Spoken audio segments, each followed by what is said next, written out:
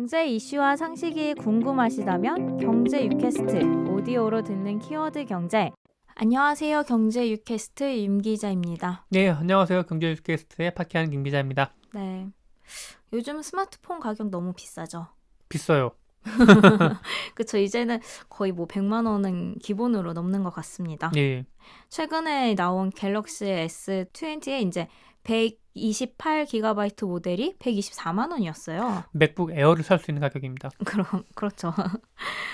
그리고 최신 스마트폰에는 굉장히 많은 기능들이 이제 스마트폰에 탑재가 되는데 사실 이 기능들을 다 사용하지는 않죠. 그러다 보니까 새로운 스마트폰이 정말 좋은 성능을 가진 스마트폰이 나옴에도 불구하고 새로운 스마트폰을 장만해야지 라는 수요는 니즈는 좀 줄어들긴 합니다. 스마트폰 교체 주기도 예전보다 많이 줄어들었죠. 그렇죠. 그러다 보니까 스마트폰 업계가 예전만큼 좋은 상황은 아니에요. 게다가 최근에는 코로나19 확산으로 인해서 이제 스마트폰을 구매하는 수요가 확 줄었죠. 스마트폰은 경기 민감도가 큰 그런 제품입니다. 뭐 사치품의 영역은 아니지만 그래도 비싸니까. 네. 그리고 뭐 필수적으로 반드시 또 몇 대 이상 가져야 될 필요성은 없으니까 그렇겠죠. 그렇죠. 시장 조사 기관 카운터 포인트에 따르면 이제 올해 2월 글로벌 스마트폰 판매량은 2019년보다 14% 감소한 9,300만 대를 기록했다고 해요. 14%나 감소했습니다. 네. 특히 중국이랑 이탈리아에서 이제 판매량이 급감을 했는데요. 중국과 이탈리아는 코로나19 이제 영향이 컸던 곳이죠. 2월 각 제조사별 판매량 수치를 보면 지난해보다 이제 화웨이는 28% 꽤 많이 떨어졌죠. 네. 애플은 7%, 삼성전자는 3% 감소했습니다. 3월에는 주요 국가들이 이제 봉쇄 조치랑 이동 제한 조치를 내렸기 때문에 더 감소할 것으로 이렇게 전망이 되고 있어요. 올해 초 출시됐던 갤럭시 S20도 이전 제품보다 판매 부진을 겪고 있습니다.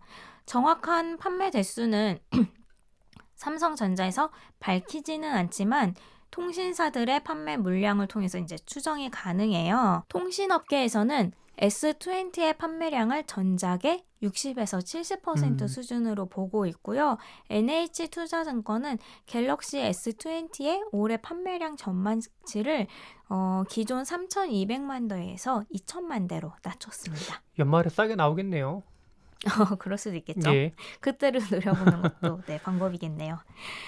그래서 스마트폰 제조사들은 기존의 이제 고가의 프리미엄 제품 중심 판매에서 이제 최근에 중저가 스마트폰 라인을 강화했어요. 대표적인 곳이 삼성전자죠. 삼성전자는 5월에 5G 중저가 폰을 출시합니다. 40만 원에서 50만 원대의 갤럭시 A 51 5G를 그리고 50만 원에서 70만 원대의 갤럭시 A71 5G를 출시할 것으로 알려졌어요. 가격이 많이 낮죠?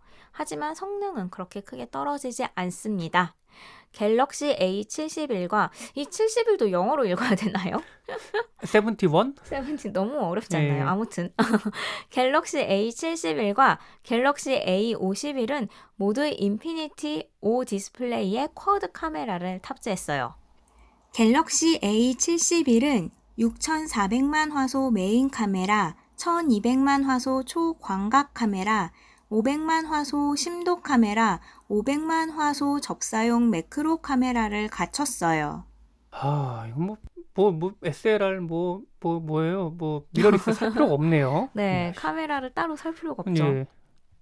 그리고 갤럭시 A51은 4,800만 화소 메인 카메라, 1,200만 화소 초광각 카메라, 500만 화소 심도 카메라, 500만 화소 매크로 카메라를 갖췄습니다. 두 기기 모두 이제 6기가와 8기가 램, 그리고 128기가 내부 저장 용량, 4,500mAh 배터리를 장착을 했어요. 프리미엄 스마트폰보다 카메라 화소가 다소 낮고 저장 용량이 조금 낮은 것이 차이점인데 사용하는 데는 큰 불편함은 없을 것 같아요. 갤럭시 S20 울트라를 보면 전면 카메라가 4천만 화소고 후면 카메라가 무려 1억 800만 광각이고 4,800만 망원 그리고 1,200만 초광각 화소였습니다. 캐논이랑 뭐 요쪽이 난리가 났다고. 요 카메라 요 스마트폰 때문에요. 네, 뭐 CF 광고에서 보셨겠지만 갤럭시 S20 울트라 같은 경우에는 줌을 해도 이게 화질이 깨지지가 않고 네. 굉장히 좋다고 하죠. 삼성전자 말고 또 이제 최근에 주목받는 또 다른 스마트폰이 LG전자의 LG 벨벳이에요. 디자인이 예쁘다고 요즘 많이 주목을 받고 있습니다. LG전자는 스마트폰 분야에서 밀리는 모습을 최근 몇 년간 계속 보여왔죠. 5년 연속 적자를 기록을 하고 있어요. 그리고 전 세계 스마트폰 시장에서는 점유율이 2%에 불과합니다. 그래서 스마트폰 전략을 바꿨어요. LG전자는 과거에는 G와 V 시리즈를 이제 번갈아 가면서 출시를 했어요. G 시리즈는 폭넓은 고객층을 그리고 V 시리즈는 동영상과 오디오 등 멀티미디어에 강점을 뒀습니다. 뭐 자동차로 비교를 하면 G 시리즈는 세단 그리고 V 시리즈는 SUV라고들 하더라고요. 하지만 점차 V와 G 시리즈의 이제 차별성은 점점 사라지고 이번에 새로 출시한 폰은 G도 V도 아닌 이름을 갖게 되었죠. LG 벨벳이죠. 레드벨벳. 네. 부드럽고 유연하면서도 손에 쥐었을 때 편안함을 느끼고 개성도 담았다는 의미에서 벨벳이라는 이름을 붙였습니다. 얼마 전 LG전자가 LG 벨벳의 이미지를 살짝 공개를 했는데요. 전면과 후면의 좌우 끝이 완만하게 구부러져 있고 하단에서 보면 가로로 긴 타원형 모양입니다. 3D 아크 디자인이라고 하더라고요. 손과 밀접되는 접촉면이 넓어서 이제 손에 쥐었을 때 착 감기는 손맛을 느낄 수 있다고 합니다. 뒷면에는 물방울 모양의 카메라가 달려 있어요. 아이폰과 갤럭시의 후면 카메라 모양이 인덕션과 이제 비슷하다고 해서 많이 좀 지적을 받아왔었잖아요. 이제 LG 벨벳은 이거를 물방울 모양으로 승화를 했습니다. 카메라는 트리플 카메라이며 6.7에서 6.9인치 디스플레이, 5G 통합 칩인 퀄컴의 스냅드래곤 765 그리고 4000mAh 배터리가 탑재될 것으로 알려졌어요. 카메라 화소는 메인 카메라가 이제 4,800만 화소입니다. LG 벨벳의 가격은 100만 원 이하 80만 원대 후반으로 예상돼요. 이제 삼성전자의 갤럭시 A 시리즈보다는 조금 더 높은 가격이죠. 출시는 5월 중순으로 지금 예상되고 있습니다.